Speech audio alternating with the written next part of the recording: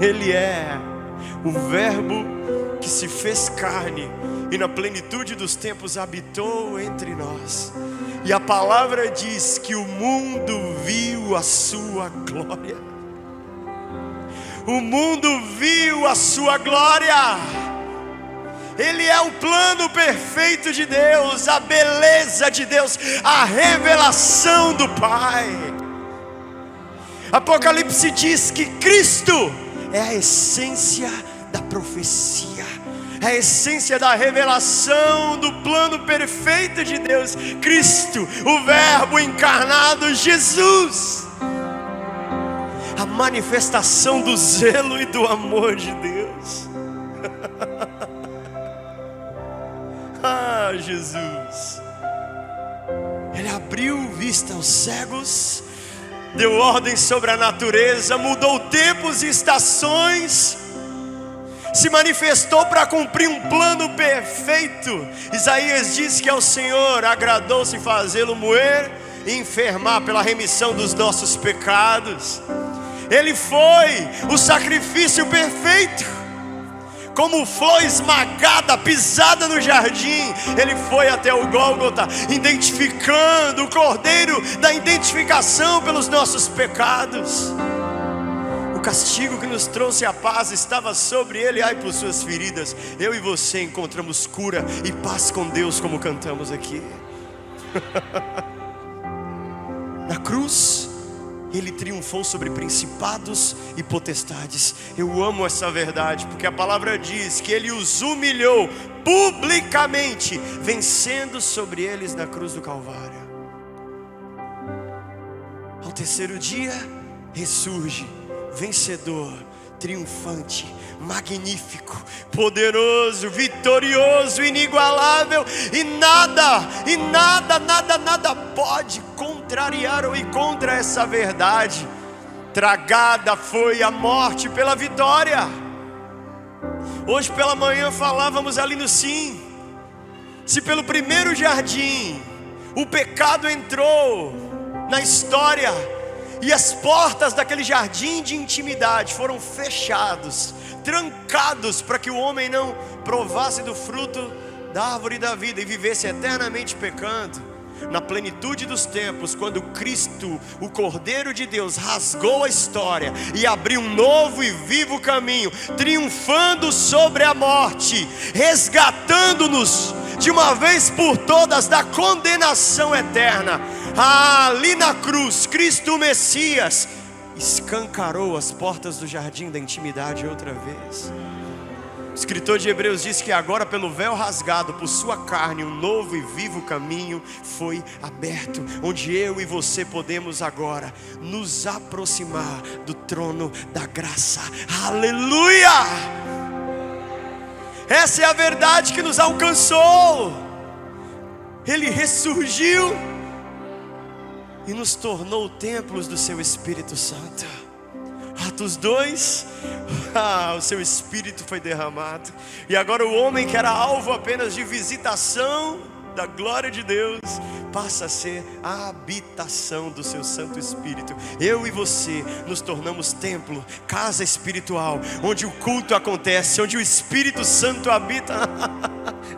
Ah, Jesus!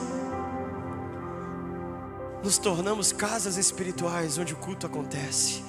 Somos a geração não da visitação, mas agora da habitação. O Espírito Santo em você, te ensinando todas as coisas, revelando o caráter de Cristo em você, construindo o caráter inabalável de Cristo em você, Cristo em vós. É a esperança da glória. Os apóstolos, eles foram empoderados pelo Espírito Santo, e após Jesus subir assunto aos céus, eles abraçaram a grande comissão.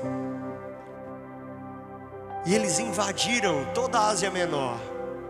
E a igreja do Senhor rompeu, cresceu de uma maneira estrondosa. O povo da cruz, o povo da mensagem do Evangelho, do Messias aguardado, marchava com autoridade no poder do Espírito, levantando o nome de Cristo sobre toda aquela região da Ásia Menor.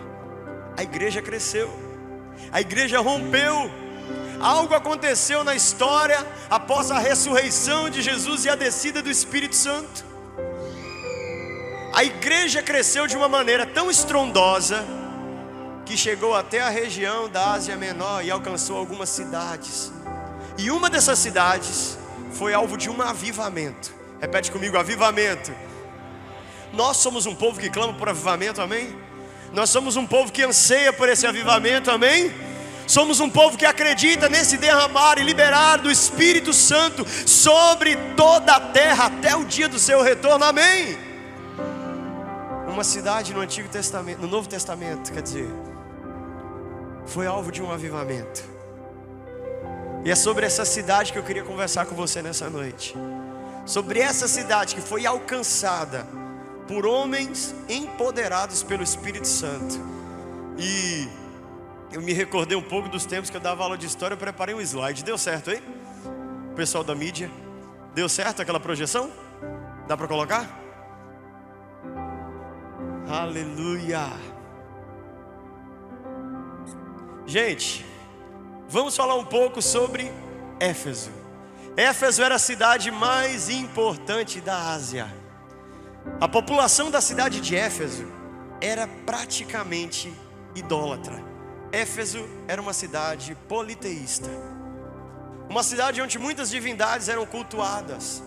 Era muito comum que Éfeso tivesse um fluxo turístico muito grande, porque todos os povos daquela região, todas as outras cidades da região subiam até Éfeso para cultuar as suas divindades. Diga-se de passagem, Éfeso também tinha alguns judeus, porque era um tipo de cidade onde todas as religiões, onde todos os credos eram permitidos, onde todos os deuses poderiam ser adorados. Éfeso era a cidade da liberdade religiosa. Pelo fato de Éfeso ser uma cidade extremamente politeísta, Éfeso tinha um fluxo de pessoas muito grande. Vamos lá, comparando um pouco, Aparecida aqui no Brasil, né? Ali na região de São Paulo.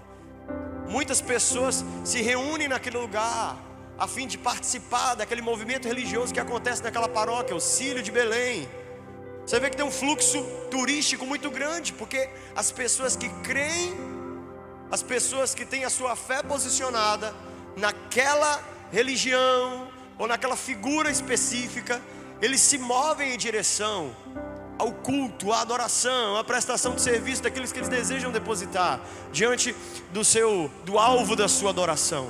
Éfeso era uma cidade extremamente politeísta, grande e rica.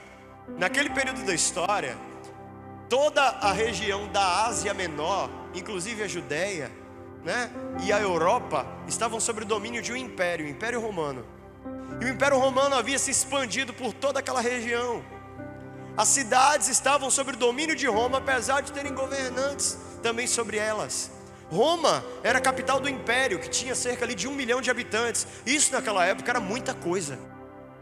Éfeso era a segunda maior cidade do império. Éfeso tinha 250 mil habitantes. Era uma cidade extremamente estratégica, extremamente importante para o império. Mas vamos entender por que a gente precisa mergulhar nessa realidade de Éfeso. Passa para mim, por favor. Éfeso era um centro religioso. Do ponto de vista grego, Artemis, a deusa de Éfeso, é uma forma distinta da sua deusa Artemis no culto da mitologia grega. Vamos lá, Éfeso tinha vários templos, mas ali tinha um templo gigante dedicado a uma deusa chamada Artemis. Artemis ou Diana, para os gregos ela era adorada como a deusa da caça. Mas para o povo de Éfeso, essa deusa, ela era adorada como a deusa da fertilidade. O templo de Diana, ou de Artemis, era o maior templo de Éfeso. Ela acumulava um número de seguidores absurdos naquela cidade.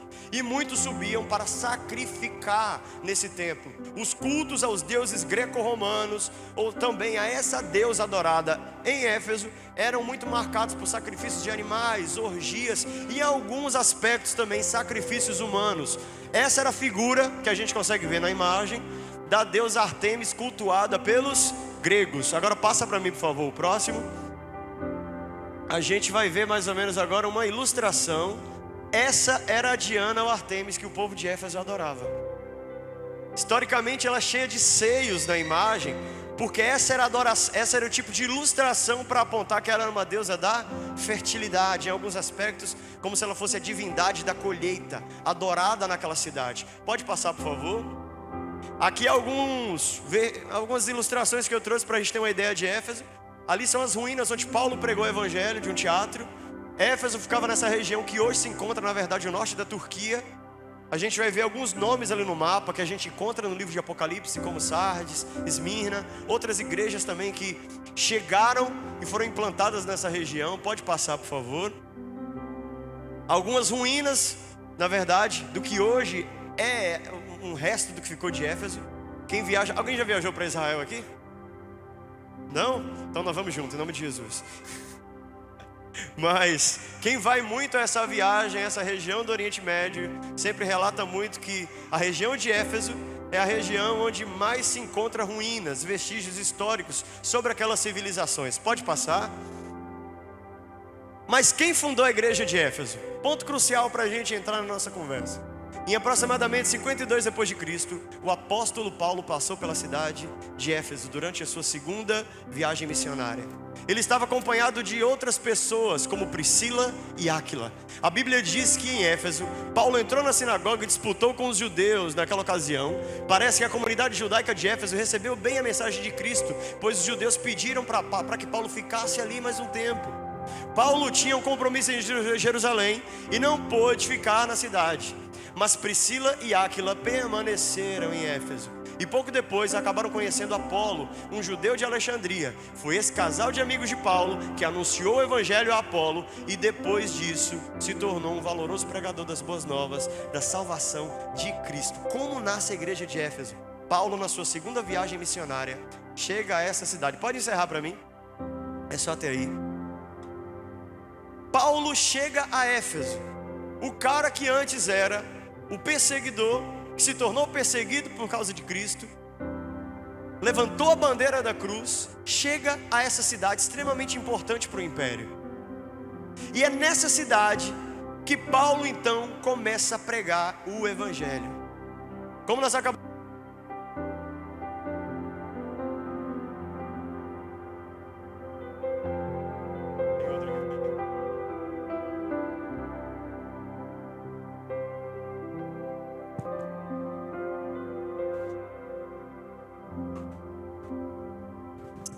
pronto. Como a gente acabou de ler esse relato, Paulo precisou voltar para Jerusalém, precisou voltar para Israel. E o que ele faz então? Deixa um casal de amigos, Priscila e Áquila. Priscila e Áquila então pregam o evangelho para um homem chamado Apolo. E aí começa a igreja de Éfeso. Éfeso, irmãos, foi uma igreja marcada pela glória de Deus. Éfeso foi uma igreja marcada pelo manifestar da glória de Deus. Éfeso foi uma igreja tão extravagante, tão exuberante. Éfeso cresceu em conhecimento, graça, intensidade, amor a Cristo. A potência que Éfeso havia se tornado, a igreja de Éfeso havia se tornado, era tão exuberante, tão magnífica, que a igreja começou a ser perseguida na cidade de Éfeso. A idolatria da cidade começou a ser abalada, porque o evangelho havia chegado. Os cultos ao templo de Diana, a deusa mais adorada na cidade de Éfeso, começou a cair, porque o evangelho havia chegado. As pessoas estavam entregando suas vidas a Jesus. As pessoas estavam compreendendo a mensagem da cruz, e toda aquela estrutura religiosa de Éfeso foi abalada. Aleluia! Um avivamento aconteceu em Éfeso. A igreja, por mais perseguida que fosse, ela crescia em graça. Éfeso havia se tornado uma igreja extremamente bíblica.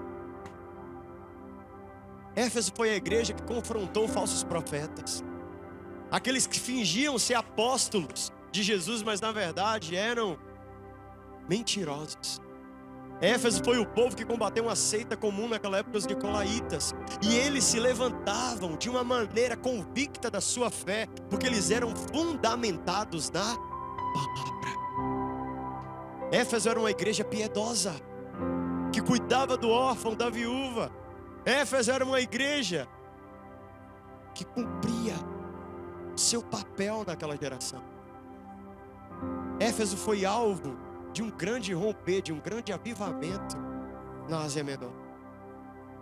Uma igreja magnífica, que abalou as estruturas da idolatria no seu tempo, porque levantou a bandeira de Cristo Jesus. Aleluia.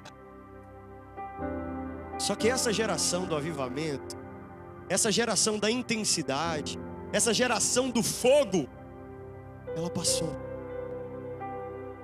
Aqueles que fundaram a igreja, aqueles que eram perseverantes, aqueles que continuaram, sabe, com intensidade, passaram. E uma próxima geração, então, em Éfeso se levanta. Eles até eram um povo de boas obras também, tinha uma apologética forte, mas algo havia mudado. Éfeso não tinha mais a mesma intensidade. Éfeso não tinha mais o mesmo gás. Algo mudou na história da nação. Algo mudou na história da igreja. Aí então, o Senhor lá em Apocalipse, capítulo 2, eu te convido a abrir a sua Bíblia comigo. Escreve uma carta à igreja de Éfeso. Em Apocalipse capítulo 2, a partir do verso 1, vamos ler. O Senhor Jesus envia uma carta às igrejas. E essa carta chega então a essa igreja, que foi alvo de um avivamento histórico na Ásia Menor. Todos encontraram, amém? Vamos ler? Apocalipse capítulo 2, a partir do verso 1. Ao anjo da igreja em Éfeso escreve: assim declara aquele que tem as 7 estrelas na mão direita e anda no meio dos 7 candelabros de ouro. Jesus, ele se apresenta a cada igreja de uma maneira muito específica. Quando ele descreve aqui que ele é aquele que tem as 7 estrelas na mão e anda no meio dos 7 candelabros de ouro, ele está dizendo que ele tem toda a autoridade. Ele é o Senhor da igreja. O candelabro aponta para a igreja, então ele está dizendo que sou eu que passeio no meio das 7 igrejas. Eu tenho a plenitude, eu tenho a autoridade. A igreja é minha possessão. Eu sou o Senhor. Versículo 2: conheço as tuas obras, tanto o teu trabalho árduo como a tua perseverança, e que não podes tolerar pessoas más, e que puseste à prova aqueles que a si mesmos se declaram apóstolos, mas não são, e descobristes que eram impostores. Tens perseverado e suportado sofrimentos de toda espécie por causa do meu nome, e não te deixaste desfalecer. Entretanto, tenho contra ti o fato de que abandonaste o teu primeiro amor. Recorda-te, pois, de onde caíste, arrepende-te e volta à prática das primeiras obras. Porquanto, se não te arrependeres, em breve virei contra ti e tirarei o teu candelabro do lugar. Tens contudo ao teu favor que odeias as práticas dos nicolaítas, as quais eu também odeio. Quem tem ouvidos, ouça o que o Espírito declara às igrejas. Ao vencedor darei direito de comer da árvore da vida do paraíso de Deus. Irmãos, Éfeso foi alvo da glória de Deus. Mas o que pode acontecer se a paixão acabar? Estudiosos apontam que a paixão, ela dura alguns meses, talvez um ano, um pouco mais. E a paixão é avassaladora, não é verdade? A paixão é intensa, a paixão é marcada por intensidade, por entrega. Um homem, quando conhece a mulher no início, né? A paixão é estrondosa. Eu lembro de mim, quando eu conheci minha esposa. Esses dias a gente estava lembrando disso, a gente estava rindo, como era engraçado, porque eu dava aula, professor, a gente sabe, né, que professor não ganha lá. E eu lembro que Nara me levava para os restaurantes mais caros que tinha na cidade dela, que a gente morava em cidades diferentes. E quando chegava naqueles restaurantes, eu com um cartãozinho vermelho do Hipercard na época, ela, ai, vamos comer em tal lugar, e eu via assim, E na hora de pagar eu falava, meu Deus. Mas eu pagava rindo, com muita alegria, apesar de não ter muito na época. Porque quando a gente está apaixonado, a gente faz a coisa. Ei, que a Cacau Show ganhou dinheiro comigo, viu? Cara, buquê de flores, aquela coisa toda. Calma, viu? O negócio não pode mudar, não. Mas a paixão, ela é avassaladora no início. Você sonha, você perde a noite, você não para de pensar na pessoa que você ama. Não é assim? Quantos concordam comigo, não é verdade? Mas se nesse período em que a paixão, ela é estrondosa, o amor não for fundamentado, o relacionamento acaba. Se no momento em que a paixão está no seu ápice, o amor não for fundamentado, a união acaba. Eu costumo dizer que a gente só descobre quando é a pessoa certa de verdade, quando passa pela prova das diferenças. Porque o amor, ele supera as diferenças. O amor excede as diferenças. A paixão, ela é apenas o baque, a explosão do início. Se o amor não é fundamentado, tudo se vai. Éfeso é como um casal que viveu a paixão. Éfeso era como um casal que viveu aquela explosão do primeiro encontro, do romance, dos primeiros meses, das cartas entregues, da intensidade. Mas quando o fogo da paixão passou, a estrutura mudou. Quando o fogo da paixão passou, Éfeso ficou morna então. Éfeso estagnou. É interessante que Jesus, ele começa a carta rasgando elogios a Éfeso. Olha, conheço as suas obras. Sei que você foi perseverante. Você suportou todos os sofrimentos, perseguições, por amor ao meu nome. Olha, você rejeitou falsos profetas e apóstolos, até os nicolaítas, que eu desprezo eles, vocês também o desprezam. Poxa, Éfeso, parabéns! Fiel às obras.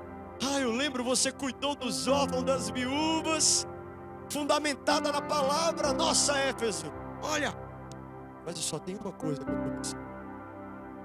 Uma coisa contra você. Você perdeu o primeiro olhar. Eu só tenho uma coisa contra você. Você perdeu o seu primeiro amor. Volta. Volta. Faz um caminho de volta. Volta ao começo, volta ao início, volta ao lugar onde a chama estava queimando, volta às primeiras obras, senão eu vou vir contra você e vou tirar o seu candelabro do lugar. O Senhor estava dizendo que Éfeso ia deixar de existir. Meus irmãos, eu queria te contar aqui, com muita alegria, talvez, que a igreja de Éfeso se consertou e perseverou. Mas Éfeso, infelizmente, deixou de existir. Historicamente, aquela cidade foi invadida pelos godos do Império Otomano. E a igreja de Éfeso foi abatida. Ela não suportou até o fim.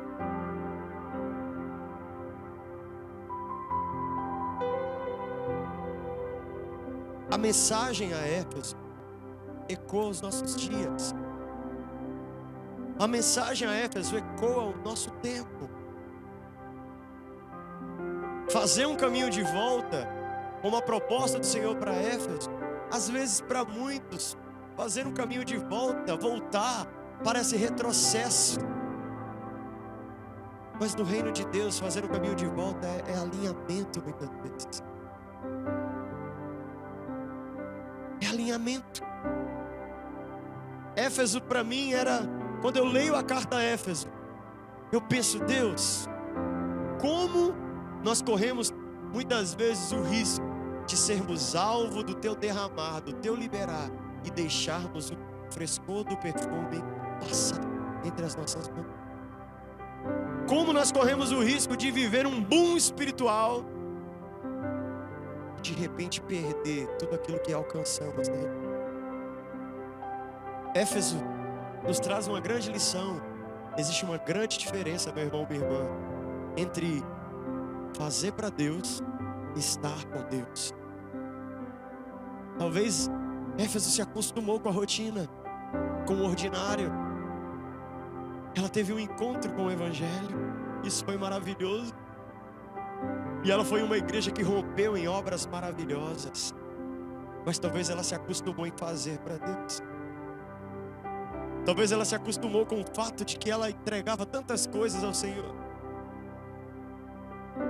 E hoje, a gente precisa ainda fazer uma reflexão sobre a nossa história, para não cairmos na realidade de muitas vezes fazer para Deus sem estar com Deus. Nos envolvermos, talvez, no que Deus está fazendo nas coisas lícitas e nos perder da sua presença e da sua fragrância, do seu perfume, do fogo da sua presença. Às vezes a gente se envolve com muitas coisas e nesse nos envolver a gente corre um sério risco de nos perder também.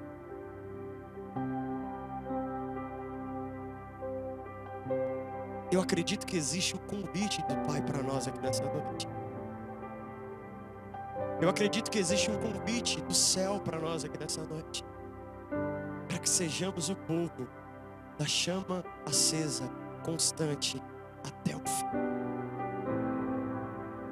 Para que sejamos o povo que não é conhecido apenas por nossas boas obras, mas um povo que é reconhecido por uma intensa devoção, paixão, intimidade com aquele que é de eternidade a eternidade. Cristo se entregou para que eu e você pudéssemos ter acesso a esse lugar de intimidade para nós. Cristo se entregou na cruz para que eu e você pudéssemos outra vez nos encontrar com Deus na viração do dia. Deus traça um plano perfeito para que habitássemos nesse lugar onde contemplamos quem Ele é, igreja. Só que na nossa rotina a gente corre o risco de ser roubado desse lugar de intimidade quando nos envolvemos com tantas coisas que talvez possam ter o poder de nos roubar dele. Eu tenho 36 anos, estou casado há 8, nosso filho tem 4. Eu cresci na igreja. Minha mãe me levava para a igreja ainda muito pequeno. Sabe quais são as lembranças que eu tenho na minha cabeça? Eu pequenininho, na Igreja Batista Betel, em Iguaí, interior da Bahia, lá na região sul. E aqueles cultos de domingo de manhã, as pessoas caídas no chão, sendo batizadas com o Espírito Santo, e eu andando purizinho no meio deles, sem entender nada e achando massa. Tem coisas que ficaram registradas na minha mente. Eu cresci na igreja, liderando jovens, trabalhando em tantas coisas. Teve uma época da minha vida que eu corria tanto, que eu andava para um lado e para o outro. Quando eu chegava em casa, minha mãe perguntava: trouxe a chave da igreja? Que eu vivia mais na igreja do que em casa. E como eu amava viver, né? E foram anos da minha juventude. Parece que eu sou velho, né? Foram anos da minha adolescência, juventude, vividos com muita intensidade, com muita devoção.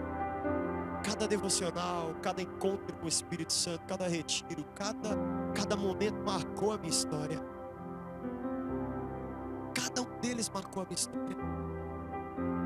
Mas em todas essas estações, se o nosso coração e os nossos olhos não estiverem fixos naquele que é o amor das nossas vidas, como cantamos aqui hoje, a gente corre um sério risco de perder o brilho do começo. Porque no início, tudo é extravagante. Mas quando a gente se acostuma com a rotina e o ordinário, a gente perde a prática do começo. A gente entra no modo mecânico, automático. Sabe como é que é? Aquele modo que você acorda, toma café, faz uma oração, corre para o trabalho ou para o colégio. Você passa o dia todo, você se envolve com tantas coisas. Você chega em casa acabado de cansado. Às vezes faz até uma oração com desencargo de consciência. E você dorme, apaga. E não há mais tempo para intimidade. A intimidade acontece só na igreja, só nos cultos, só nos eventos, só nos encontros.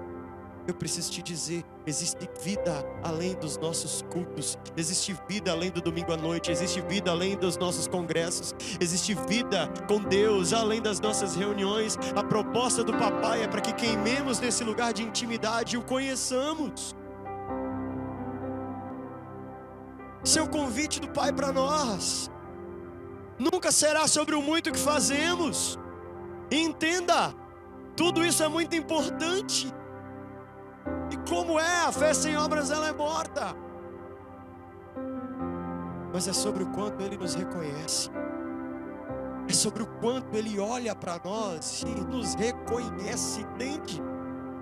É sobre o quanto Ele nos contempla e de fato pode dizer: poxa, eu conheço você, eu me lembro de você. Nunca será sobre aquilo que entregamos, irmãos, nunca será sobre talento, voz, eloquência, sobre a teologia, ou quanto eu sou eloquente, eu falo bem. Nunca será sobre aquilo que o meu braço pode carregar ou fazer. É sobre o quanto Cristo me reconhece. E a intimidade do Senhor é para aqueles que o buscam e o temem. Esse reconhecimento não é construído em plataformas, eventos. Esse reconhecimento é construído na intimidade. Eu costumo dizer que Jesus morreu na cruz para nos fazer livres. Só que muitas vezes parece que nos esquecemos que Ele nos fez livres e andamos pelas ruas das nossas cidades com correntes nos nossos pescoços e algemas nas nossas mãos, porque estamos distraídos por tantas coisas. A gente está cativo pela opinião dos outros, a gente está cativo porque agora as redes sociais nos ensinaram que a gente precisa ser igual a todo mundo. A gente precisa mostrar o que a gente tem. A gente precisa provar para as pessoas o que a gente é. Muitos de nós estamos entrando em um modo automático nesse mundo, nessa vida. E isso tem nos roubado do primeiro amor. Isso tem nos roubado da chama do começo. E talvez o Senhor está gritando como, sabe, está bradando como se fosse um chofar gigante sobre nós aqui nessa noite, dizendo: é tempo de voltar. É tempo de fazer um caminho de volta. É tempo de voltar ao lugar onde a chama queima como no início. É tempo de voltar ao lugar da intimidade. É tempo de voltar ao lugar onde os seus olhos brilham de amor por mim outra vez. A rotina, ela tem o poder de nos confundir às vezes.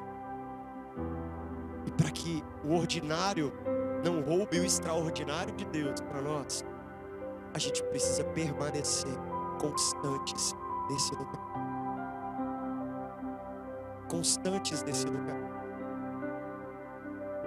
Eu costumo dizer que algumas coisas na nossa vida, irmãos, elas devem mudar, sabe? Se eu te perguntar aqui, talvez você vai se lembrar do dia que você aceitou Jesus. Quando se lembra? Do dia que você levantou a sua mão e confessou Jesus como seu Senhor e Salvador. Foi o dia mais lindo da sua história, não é verdade? O dia que o Espírito Santo, sabe, te convenceu da sua situação, da sua condição, e você então fez uma entrega da sua história a Cristo. Eu me lembro do dia em que eu aceitei Jesus, numa salinha de escola bíblica, uma pastora muito velhinha contando a história de José do Egito com velcro na época.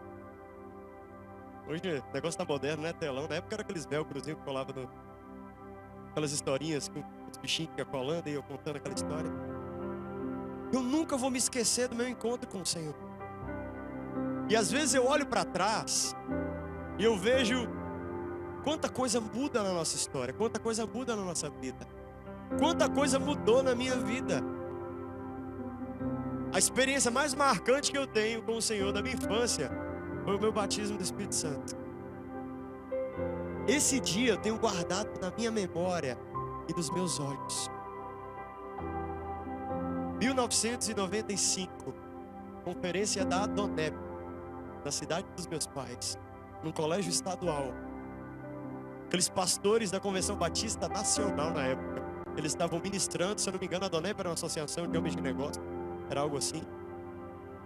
E eu estava no meio daquele evento que a gurizada da igreja ia junto com o pai e com a mãe, ficava aquela bucuca lá, normal. E eu lembro que na hora, aqueles pastores fizeram um convite à frente para quem queria ser batizado com o Espírito Santo. Só que eu entendi que era batismo nas águas, parti para frente, porque eu era doido para entrar na piscina. Eu achava lindo o povo mergulhando, levantando. E não era Eu Nasci de Novo não, tá? Na época era glória, glória os anjos vão cantar. Era uma música bem antiga.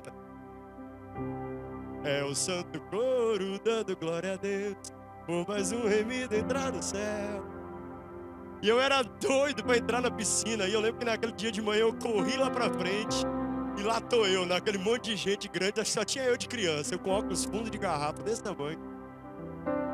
E eu olhava para os lados e dentro do meu coração só falava: gente, cadê a piscina? Cadê a água? Eles não vão me dar o roupão, não? E eu falava ao mesmo tempo: meu Deus, manhã vai me quebrar na pancada, porque eu vim aqui pra frente e não contei pra ela que você é batizado.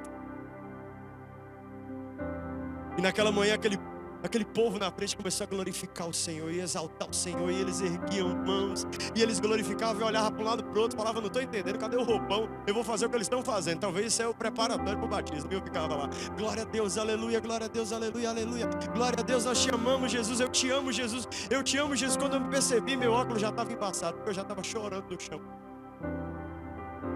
E naquela manhã, naquele colégio estadual, o Espírito Santo me tocou e eu nunca mais fui ver. E quando eu lembro de 1995, eu nunca vou perder as minhas lágrimas daquele dia, porque foi o dia em que eu fui marcado para sempre na minha vida, história. Foi o dia em que eu fui tocado pelo Espírito Santo. E ali eu tenho certeza que um selo foi estabelecido na minha vida, história. Eu crescia com muitos complexos. E naquela manhã eu sabia que o Senhor havia me marcado de uma forma muito especial. Irmãos, às vezes eu olho para trás e toda vez que eu lembro daquele dia, é como se eu sentisse o Espírito Santo como naquele momento. E às vezes eu olho para aquele encontro, faço uma retrospectiva da minha história até hoje. Eu falo: Deus, como eu mudei, como eu amadureci, porque eu deixei de ser menino e precisei me tornar marido, esposo, eu precisei me tornar pai. A minha mentalidade teve que ser restaurada, transformada. Quanta coisa mudou, quanta coisa amadureceu. Eu amadureci em tantas áreas. Deus, quanta coisa mudou na minha história. Mas eu me lembro daquele dia e o meu coração continua da mesma maneira. E às vezes eu falo: Jesus, eu não posso perder as minhas lágrimas. Eu não posso perder o meu coração te amando. Eu não posso perder a minha intensidade em te amar todos os dias. Porque diariamente as distrações vão tentar nos roubar, nos seduzir. As coisas desse tempo vão tentar nos distrair. As coisas até mesmo dentro da igreja às vezes vão tentar nos roubar do lugar de intimidade. Mas nós precisamos permanecer como no começo. E a cada dia eu tenho descoberto que eu preciso permanecer com o mesmo olhar, com o mesmo fogo, com o mesmo coração, para que no meio do caminho eu não me perca do meu amado. Eu não posso perder ele de vista. Eu não posso perder o seu perfume. Eu não posso perder o seu plano perfeito. Eu não posso perder a intimidade. Eu não posso perder quem ele é. Naquele dia, muitos dirão no dia do retorno que no nome dele fizeram muitas coisas, mas muitos ouvirão talvez a pior frase: eu não conheço você, porque sempre será a respeito do quanto ele te reconhece.